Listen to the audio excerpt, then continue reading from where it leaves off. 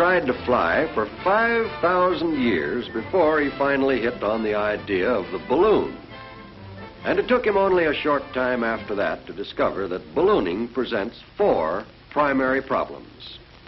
First, the problem of keeping the balloon itself in the air, which involves the question of fabric and something lighter than air with which to fill it.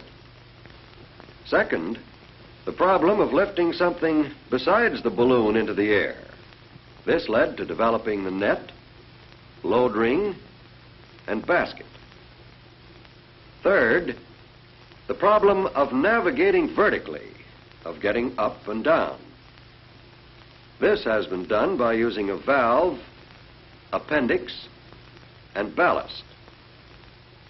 And fourth, the problem of landing and emptying the balloon. Rip panel, drag rope, and in bygone days, anchor. Now, in taking up those problems, let's consider how they relate to present-day ballooning. Here is a modern Navy balloon being prepared for inflation. Hydrogen gas is most often used in balloons because it is released after each flight. Helium is generally reserved for airships where it can be used over and over again. However, in the early days, the world's first balloon, the hot air mother. Amazing invention of 2 Frenchmen, the great Montgolfier brothers. The world's first passenger flight from Paris, France, November 11th, 1783. Hey, something's wrong, look out! More hot air. Thought they'd forgot about that. Sensational, sensational. Or is it? Professor Charles, famous French scientist, would attempt an ascension using a newly discovered gas called inflammable air. The world's first hydrogen balloon, 1783. And now the stupendous feat of combining the 2 types of balloon will be attempted. We invite your attention to Kilometre de Rossier of France. Strange name. And his 40-foot hydrogen balloon with a 10-foot hot air balloon beneath it. Too bad, I could have warned him. He rises quickly, however, to about 3,000 feet and... the world's first martyr to aircraft experiment. de Rossier, unfortunately, didn't know enough about hydrogen. Professor Charles could have shown him this. First, that pure hydrogen burns with an almost invisible flame. And second, when mixed with oxygen or air, hydrogen is highly explosive.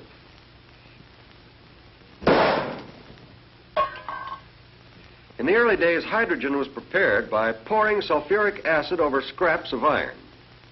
Here is a simplified modern method of doing the same thing. Caustic soda and water are used instead of sulfuric acid, and ferrosilicon, a kind of ore, is used instead of scrap iron. The bubbles, you see, are hydrogen. The Navy today uses methanol, another name for wood alcohol, and water instead of sulfuric acid, and copper zinc oxide instead of scrap iron. Now then, just exactly why does hydrogen lift a balloon? The answer is that it doesn't. Hydrogen is used merely to hold the sides of the balloon apart, using as little weight as possible. Here's the way it works. Consider an extended balloon with air inside and out. Naturally, it doesn't go up because the air inside is just as heavy as that outside. But as we take the air out of it, the lifting force of the air outside increases. Archimedes put it this way. The loss in weight of a body immersed in a fluid is equal to the weight of the fluid displaced. So the total lifting force on our balloon is exactly equal to the weight of the air displaced. No more, no less. Obviously, if we left it a vacuum, we'd get the most possible lift. But any container light enough to serve the purpose collapses from the outside pressure. It seems to be necessary to have more pressure on the inside than you have on the outside.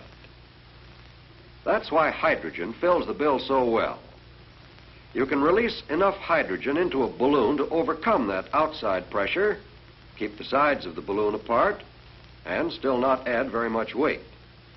Hydrogen is only about 1/14 as heavy as air. Now, if the balloon is tied off so the gas can't escape, it expands as it rises, simply because the air thins out as the altitude increases, thus lowering the outside pressure. Another factor is sunlight. Direct rays of the sun heat the gas and cause it to expand. A balloonist must be on the most intimate terms with both Charles' law and Boyle's law. Charles' law: the volume of a gas is directly proportional to its absolute temperature. Boyle's law: the pressure exerted by a gas is inversely proportional to its volume. If these laws are ignored, the balloon may explode. Warning: watch the pressure inside your balloon. And that goes for ordinary coal gas, too, just like out of the stove. First tested and proved by Charles Green, famous English scientist, in 1821. It's cheaper, it's handier, but heavier than hydrogen. First portable hydrogen plant, invented during the Civil War by Abraham Lincoln. Oh, pardon me, invented by Professor Lowe, L-O-W-E, Lowe, the first official aeronaut of the U.S. government. Note the small boxes, boys. Washing machines to get rid of the sulfuric acid. Here's World War I. No gas generator in sight. The hydrogen is forced under high pressure into cylinders, which can then be stored or carried almost anywhere. The same system is used today. Now we come to the second half of the first problem: the question of fabric to hold the gas. Curiously enough, the best balloon material is a kind of animal tissue. It's called gold beater skin, found in cattle just aft of the appendix. Gold beater skin is cemented to balloon cloth as a lining. It's very light, thin, tough, and almost completely impermeable to hydrogen. But it's hard to get in sufficient quantity and expensive. So it's not surprising that the next best fabric, namely silk, took an early lead and remained a favorite up through Civil War times. One of the most colorful incidents in the war was the use of a so-called petticoat balloon, made of the beautiful silk gowns of Southern belles. However, through a fortunate combination of economics and science, cotton forged into the lead during the 80s and has stayed there ever since. Cotton is even stronger than silk when treated with rubber, real or synthetic. It wears better, it's almost as light, and it won't generate a spark the way silk will when rubbed. What's more, it's far cheaper. New materials are constantly being tested and developed. Cellophane, for example, holds gas very well, and it's light and flexible. However, it doesn't last, and it tears too easily. Maybe these difficulties will be overcome. In any case, it appears certain that synthetic materials will become increasingly important in the preparation of balloon fabrics. The second problem, that of lifting something besides the balloon itself into the air, involves the development of the net, the load ring, and the basket. The famous Charles balloon of 1783. Kindly note the load ring at the equator and the net strung only over the top half of the balloon. 1793. The net now covers the entire balloon. The load ring has dropped below the balloon. This magnificent craft made the first flight in America, an ascension in Philadelphia by Jean-Pierre Blanchard, better known as Jean-Pierre Blanchard, the prominent French aeronaut. 1830, back to the half net, but the load ring remains below the balloon. Charles F. Durand, owner and pilot, was the first native-born American aeronaut. a scientist, a philosopher, and a daredevil. In 1859, this balloon set a world's distance record that stood for 40 years. Missouri to New York, 809 air miles in about 20 hours. John Wise was the owner and pilot, famous in early American aviation. Looks like he's got a boat there. That's something new. Professor Lowe in the Civil War used a double ring, a load ring and a basket ring. One on his finger for luck. And the basket itself is fairly small. Well, he didn't need to carry supplies and navigating instruments. He wasn't going any place, just sitting and looking. World War I brought a balloon of radically different shape, a captive balloon called the kite balloon. This was developed to overcome the balloon's tendency to swing in a circle when held captive. Tail cups were used as stabilizers. Air-filled lobes served the same purpose on a later type. Note the lack of a net. Lines were secured by so-called finger patches, and the load ring was a horizontal bar. One of the great American balloonists of the 20s was Ward Van Orman. He improved on Wise's precautions against a water landing by using pontoons and carrying a rubber life raft. This was the forerunner of the rubber boats carried in today's combat planes.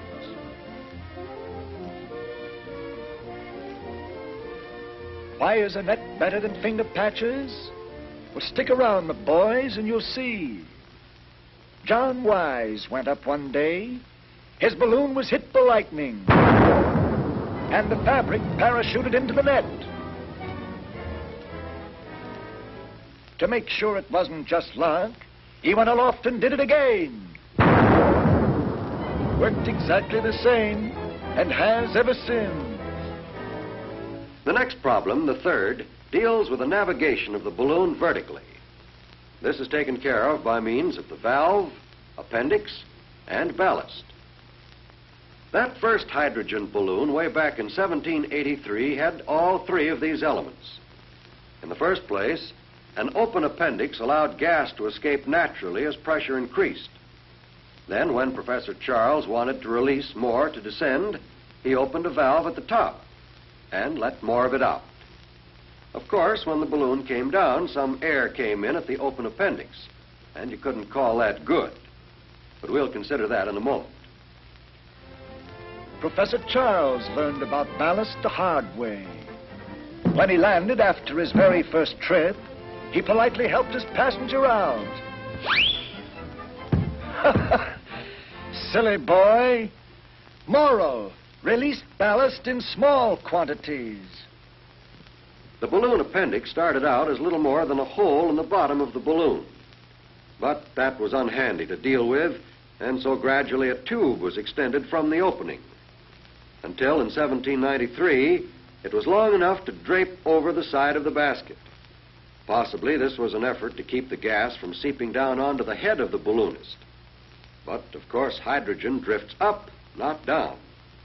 So there was a gradual retreat until many experiments finally fixed the appendix at its present-day length.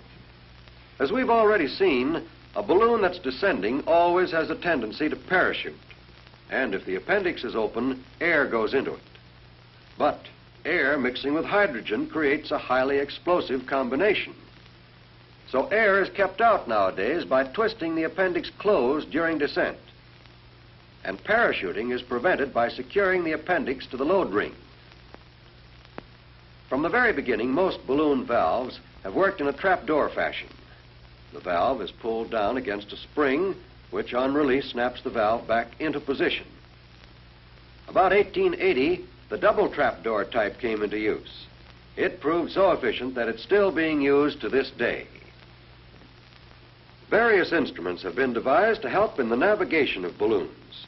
For ordinary flights, an altimeter, rate of climb indicator, and a pocket compass are usually all the instruments that are needed, although an altigraph, or barograph, is also used if an accurate record of the flight is wanted. The earliest instrument used in a balloon was a plain mercury barometer. This was replaced by the aneroid barometer about 1880. It was handier. Calibrated in feet, it becomes an altimeter. The barograph, sometimes called altigraph, appeared about 1912. In any attempt at a record, an officially sealed barograph is always carried. The barometer didn't work quickly enough, so the statoscope was developed to show change of altitude and rate of change. These are indicated by the position of the bubble in the tube. The instrument on the left is American, and the one on the right British. A further development is the rate of climb indicator, or vertimeter. This device also stems from the First World War. Today, it is used either in the liquid type, as shown here, or a mechanical type. In addition to these instruments, balloonists have also usually carried a compass and watch or clock.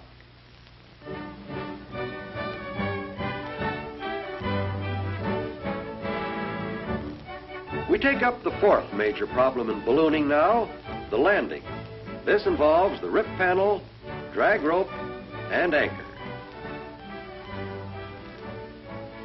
The drag rope was invented in 1836 by Charles Green, the coal gas man, remember? Very useful in navigating at low altitudes and to prevent a rough landing. A sort of automatic ballast, you might say. Weight of the rope on the ground lightens the balloon. She rises and lifts more rope. Down she comes. Up, down. Up, down. Monotonous, isn't it? Look out for fences, houses, and high-tension wires. Bad medicine. In the old days, before the invention of four-wheel brakes and the rip panel, a balloonist had to throw out the anchor and pray. A landing was a cross between a commando fight and a rodeo. The balloonist didn't always win, poor fellow.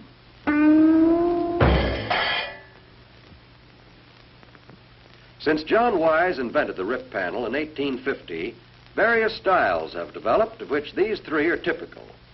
The peeling type, cemented in place. This can be difficult to pull if it's left in place too long. A variation, the V peeling type, sometimes used on stratosphere and racing balloons.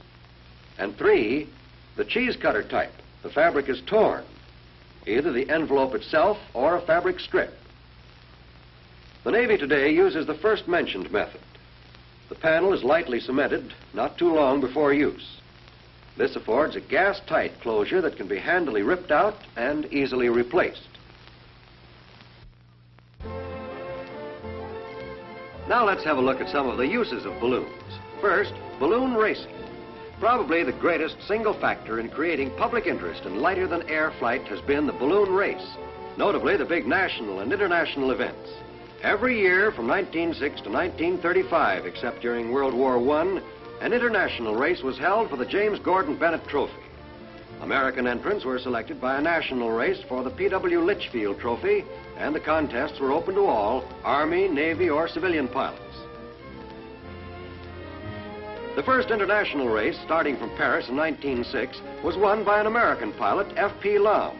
He covered 402 miles to the northern part of York County, England. Probably the most spectacular of the big races was the 1910 event. Starting from St. Louis, Missouri, the winner, A.R. Hawley, representing the United States, sailed 1,171 miles to St. John's, Quebec. He was lost for almost 2 weeks in the Canadian wilderness. 2 years later, starting from Stuttgart, Germany, the French pilot A. Bien-Aimé won the race with a record-smashing 1,298-mile flight to Moscow. But balloon racing did more than prove the great distances that could be covered in sustained lighter-than-air flight. One of America's leading balloonists, Ralph Upson, in preparation for the 1922 national race, organized the first system of aviation radio weather reports, an invaluable contribution to the progress of aviation. The fact is that many of the men interested in balloon racing have proved to be leaders in aeronautical development. Ward Van Orman is one of the outstanding figures.